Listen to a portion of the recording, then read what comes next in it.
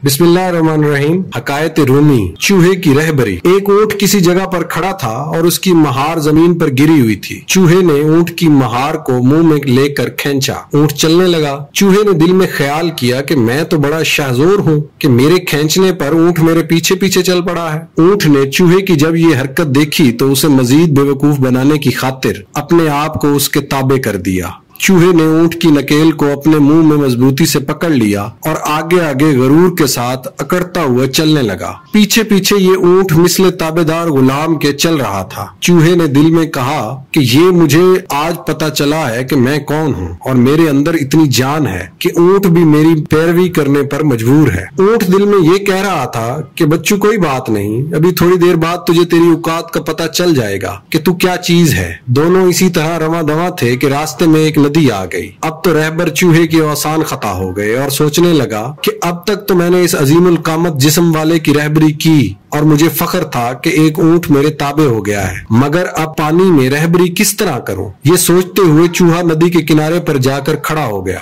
ऊंट ने तजाहुल आरफाना से पूछा, ऐ मेरे जंगल और बेयाबां के रहबर, ये तवक्कुफ और हैरानगी कैसी? मर्दाना वार दरिया के अंदर कदम रखो, अब तुम किस फिक्र में डूबे हुए हो और ये हैरत किस बात की? कुछ मर्दानगी और जीदारी के जौहर दिखाओ, तुम हमारे रहनुमा हो। चलो आगे बढ़ो और दरिया में उतरो ताकि तुम्हारे 14 तबक रोशन हो। चूहे ने खौफ से लरजती हुई आवाज में जवाब दिया, उतरूं क्या खाक, नदी बहुत गहरी मालूम होती है। ऊंट ने कहा, अच्छा मैं देखता हूँ कि पानी कितना गहरा है। ये कहकर ऊंट पानी में दाखिल हो गया और कहने लगा, मेरे शेख मेरे राहबर, इसमें तो जानो जानो पानी है, बस तू इतने ही पानी से दहशत खा गया। ऊंट ने कहा, ऐ पेशरो, इस तरह रास्ता खोटा न करो, सीधे सीधे पानी में आकर रहबरी कर, तुम्हें तो मेरी रहबरी पर बड़ा नाज और फख्र है। चूहे ने कहा, जनाब आपके जानों और मेरे जानों में जमीन आसमान का फर्क है। आप मुझे गर्क करना चाहते हैं? जो पानी आपके जानों तक गहरा है वो मेरे सर से 100 गज ऊंचा है। चूहे को जब अपनी औकात का पता चल गया तो कहने लगा, जनाब मैं अपने किए पर बहुत शर्मिंदा हूँ, मेरी तौबा,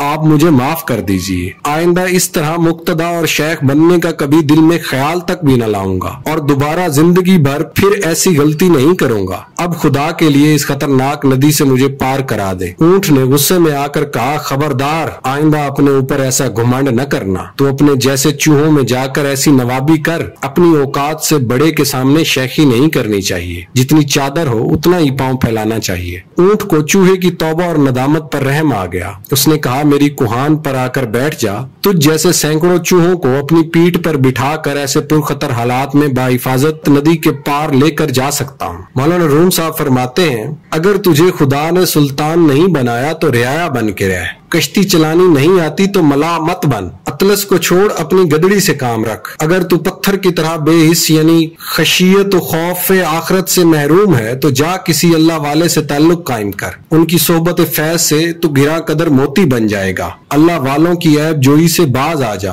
और शाह पर चोरी का इल्जाम मत लगा, क्योंकि उसे चोरी करने की क्या जरूरत है। सुन और खामोश हो जा, अगर तू हक की जबान नहीं तो कान बन जा।